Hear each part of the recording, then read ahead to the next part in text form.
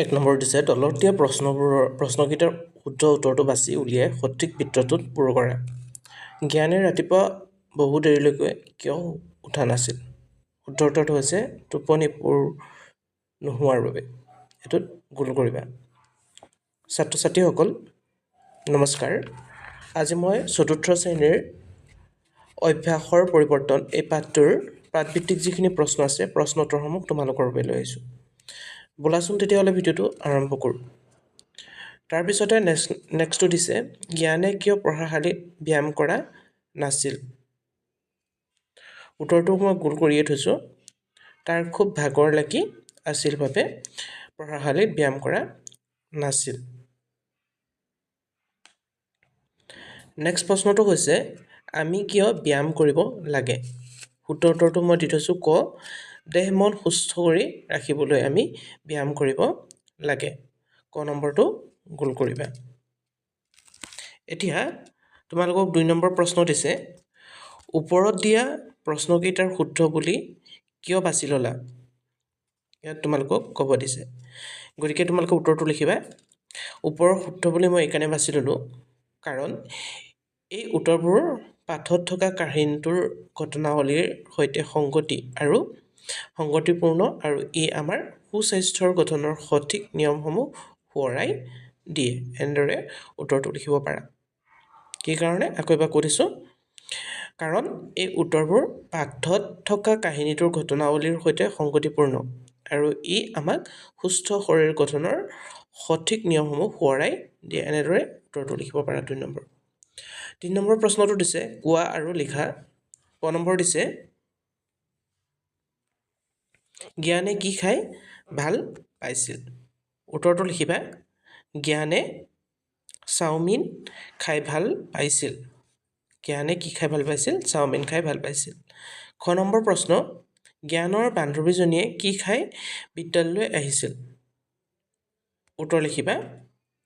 জ্ঞানৰ বান্ধৱীয়ে ভাত, দাইল আৰু শাক-পাচলি খাই বিদ্যালয়লৈ আহিছিল। গ নম্বৰ প্ৰশ্ন তুমি কিয় ব্যায়াম কৰা নাই? প্ৰশ্নটো কোনে কাক কৰিছিল? শুদ্ধ উত্তৰটো লিখিবা। কোনে কাক কৰিছিলে প্ৰশ্নটো? প্ৰশ্নটো বিদ্যালয়ৰ শিক্ষকে অৰ্থাৎ ছাৰে জ্ঞানক কৰিছিল। কাক কৈছিলে? জ্ঞানক কৈছিল। 4 নম্বৰ দিছে তোমালোকক ভাবা আৰু লিখিব দিছে। তোমালোকে ভাবিব লাগিব আৰু ভাবি পেলাই প্ৰশ্নটো উত্তৰ কৰিব লাগিব। ক নম্বৰ দিছে জ্ঞানে সদায় ভাগৰ লাগি থকা বুলি কিয় কৈছিলে? উত্তৰ লিখিবা। জ্ঞানে ৰাতি সোনকালে মানে দেৰিলৈকে শুই আছিল যাৰ বাবে তাৰ টোপনি সম্পূৰ্ণ হোৱা নাছিল। মানে ৰাতি সোনকালে নুশুই দেৰিলৈকে সাৰে আছিলে তাৰ বাবে তাৰ টোপনি সম্পূৰ্ণ হোৱা নাছিল। লগতে সি কি কৰিছিল? পুষ্টিকৰ খাদ্য খোৱাৰ পৰিৱৰ্তে কেৱল চাওমিন আদি ফাষ্টফুড খাইছিল। শৰীৰৰ প্ৰয়োজনীয় শক্তি নথকাৰ বাবে সি সদায় ভাগৰ লাগি থকা বুলি কৈছিল। এনেদৰে লিখিব পাৰা। চমুকে এনেকৈও লিখিব পাৰা যে জ্ঞানে স্বাস্থ্যকৰ খাদ্য নোখোৱাৰ বাবে ইয়াৰ ভাগৰ অনুভৱ লাগি থকা বুলি কৈছিল। এনেদৰে লিখিব পাৰা। নেক্সট প্ৰশ্নটো দিছে দেউতাকে জ্ঞানক ব্যায়াম আৰু খেলা ধূলা কৰিবলৈ কিয় উপদেশ দিছিল? দেউতাকে জ্ঞানক যেন খেলা ধূলা কৰিবৰ কাৰণে কৈছিলে। কি কাৰণে কৰিছিলে? উপদেশ দিছিলে। এইটো লিখিব লাগে। উত্তৰটো লিখিবা। এইকাৰণে ব্যায়াম কৰিব কৈছিল যে ব্যায়াম আৰু খেল ধেমালি কৰিলে শৰীৰৰ তেজ চলাচল ভাল হয়, মাংসপেশীৰ সবল হয় আৰু মন ফৰকাল থাকে। জ্ঞানৰ শৰীৰৰ এলেহুৱা ভাৱ আৰু ভাগৰ দূৰ কৰিবলৈ দেউতাকে তাক এই উপদেশটো দিছিল বা এই উপদেশ দিছিল বুলি লিখিব পাৰা।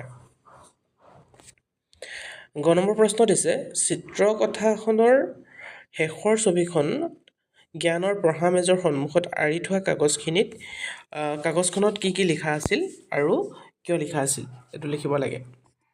গতিকে উত্তৰটো লিখিবা।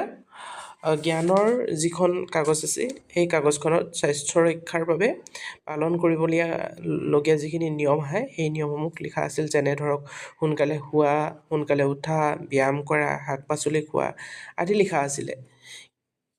কি কি লিখা আছিলে? আকৌ এবাৰ কৈ দিছোঁ।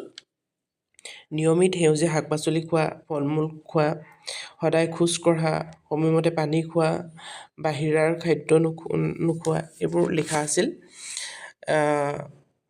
জ্ঞানে যাতে সদায় এই ভাল অভ্যাসসমূহ মনত ৰাখি পালন কৰিব পাৰে তাৰ বাবে সি কাগজখনত কি হৈছিল, কাগজখন আঁৰি থৈছিল বুলি লিখিবা, এনেদৰে লিখিবা। ছাত্ৰ ছাত্ৰীসকল নিজৰ প্ৰশ্নৰ উত্তৰটো তোমালোকে বুজি পাইছা। নেক্সট প্ৰশ্নটো দিছে যে তোমালোকক, ছাৰ মোৰ ভাগৰ লাগিছে। 5 নম্বৰ প্ৰশ্ন কি দিছে, ছাৰ মোৰ ভাগৰ লাগিছে। জ্ঞানৰ কিয় ভাগৰ লাগিছিল? তাৰ পাছত জ্ঞানে কি কি কাম কৰিলে, সেই কামখিনি কৰাৰ পাছত জ্ঞানৰ কি কি লাভ হ'ল বুলি তুমি ভাবা আৰু কোৱা, তো লিখিব দিছে। গতিকে উত্তৰটো লিখিবা।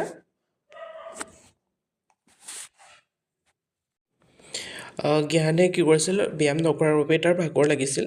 তাৰ পাছত জ্ঞানে কি কাম কৰিলে, এইটো হৈছে যে জ্ঞানে পিছত ছাৰৰ পৰামৰ্শমতেই, বিদ্যালয়ৰ শিক্ষকৰ পৰামৰ্শমতে নিয়মিত ব্যায়াম কৰিবলৈ আৰু পুষ্টিকৰ খাদ্য খাবলৈ আৰম্ভ কৰিলে।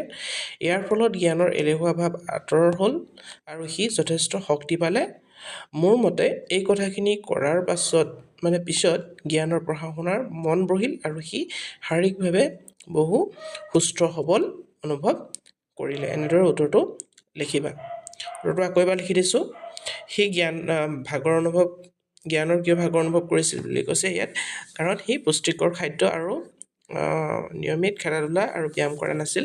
গতিকে জ্ঞানে ইয়াৰ পিছত ছাৰৰ পৰামৰ্শ মতে নিয়মিত ব্যায়াম কৰিবলৈ আৰু পুষ্টিকৰ খাদ্য খাবলৈ আৰম্ভ কৰিলে।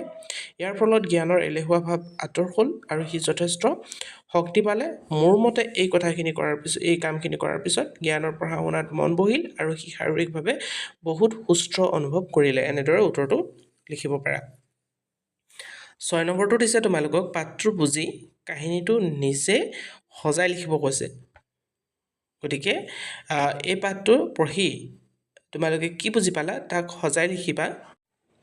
মই লিখি দিছোঁ চমুকে, তোমালোকে চাই লোৱা।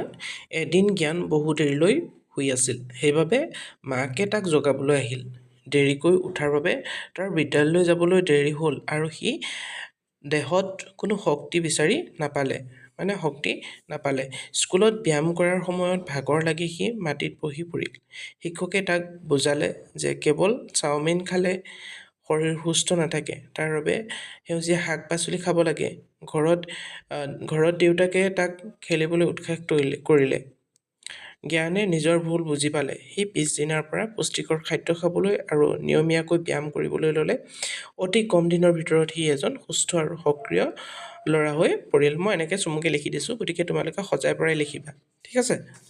নেক্সট 7 নম্বৰটো দিছে তোমালোকক, তলত একোটাকৈ শব্দৰ বিপৰীতে দুটাকৈ অৰ্থ দিয়া আছে। তাৰ ভিতৰত পাঠৰ লগত খাপ খোৱাকৈ অৰ্থটো ৰাখি আনটো কাটি দিব কৈছে। গতিকে এতিয়া সোণ বুলি যে নীতি দিছে, এইটো সোণ হৈছে, ইয়াত দিছে দুটা, এবিধ মূল্যৱান ধাতু, শিশুক চেনেহৰে মতা ভাত। এতিয়া এই পাঠটোত যিহেতু শিশুটোক চেনেহত মাতিছে, গতিকে এইটো 2 নম্বৰটো শুদ্ধ আৰু প্ৰথমটো কাটি দিবা। তাৰপিছত 2 নম্বৰটো দিছে দাইল হৈছে ফলা মাহ আৰু আনফালে হৈছে ফলা মাহৰ আঞ্জা। গতিকে 2 নম্বৰটো শুদ্ধ হয় যে ফলা মাহৰ আঞ্জা। পাঠটোত ফলা মাহৰ আঞ্জাৰ কথা কৈছে। খেল, প্ৰথমটো হৈছে ধেমালি কৰা, 2 নম্বৰ দিছে একেলগে খোৱা মেলা কৰা মানুহৰ সমাজ। এইটো 2 নম্বৰটো ভুল হয়, পূৰণ দিবা, আৰু প্ৰথমটো শুদ্ধ হৈছে ধেমালি কৰাটো খেল। তাৰপিছত দিছে পালেং হৈছে শোৱা বিচনা আৰু আনটো দিছে এবিধ শাকৰ নাম।